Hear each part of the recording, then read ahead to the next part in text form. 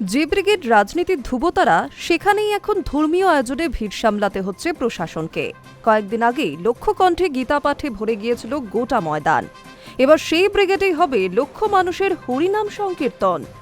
গীতা পাঠের মতোই এবারও আয়োজনের রাজনৈতিক রং।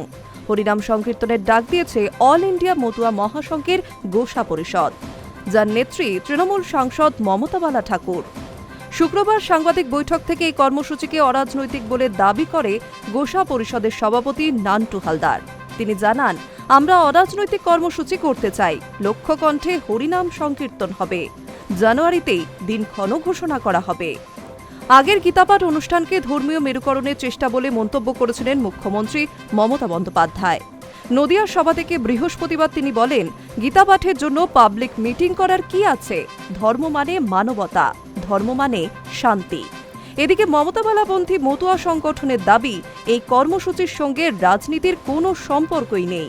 নান্টু হালদারের কথায়, কেউ গীতাপাঠ করছেন, কেউ কোরআন পাঠ, কিন্তু মতুয়ারা অরাজনৈতিক। এবার সামনে এসেছে অন্য হিসাব। মতুয়া মহাসংঘের দাবি, ভোটার তালিকার নিবিড় সংশোধনকে মাথায় রেখেই এই বিশাল হরিনাম আয়োজন। হরিনামের শেষে নির্বাচন কমিশনের কাছে মতুয়াদের ভোটার তালিকায় নাম নথিভুক্ত রাখার আর্জিও জানানো হবে। পাশাপাশি সিএএ এর ফর্ম ফিল আপ করার পরও নাগরিকত্ব না মেলায় তারা ক্ষুব্ধ, সেই প্রতিবাদও জুড়ে দেওয়া হবে অনুষ্ঠানে। তবে বিজেপির অভিযোগ, মুখ্যমন্ত্রী মুখে এক কথা বলছেন আর বাস্তবে করছেন অন্য কিছু। তৃণমূলী ধর্মের নামে মেরুকরণের রাজনীতি করছে, সেই কারণেই মতুয়াদের ভুল বোঝানো হচ্ছে। গীতাপাঠের অনুষ্ঠানে দেখা গিয়েছিল বঙ্গ বিজেপির প্রথম সারির সব নেতাকে, আমন্ত্রণ জানানো হলেও যাননি মুখ্যমন্ত্রী। পরে মমতা বন্দ্যোপাধ্যায় বলেছিলেন, ওটা তো বিজেপির কর্মসূচি, সেখানে আমি কিভাবে যাব? যদিও পদ্মশিবির জানিয়েছে হরিনামের আমন্ত্রণ পেলে তারা যাবেন।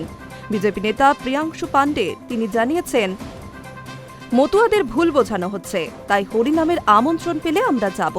এখন দেখার, মমতাবালা মতুয়াপন্থীরা হরিনাম সংকীর্তনে কাদের কামদের আমন্ত্রণ জানায়।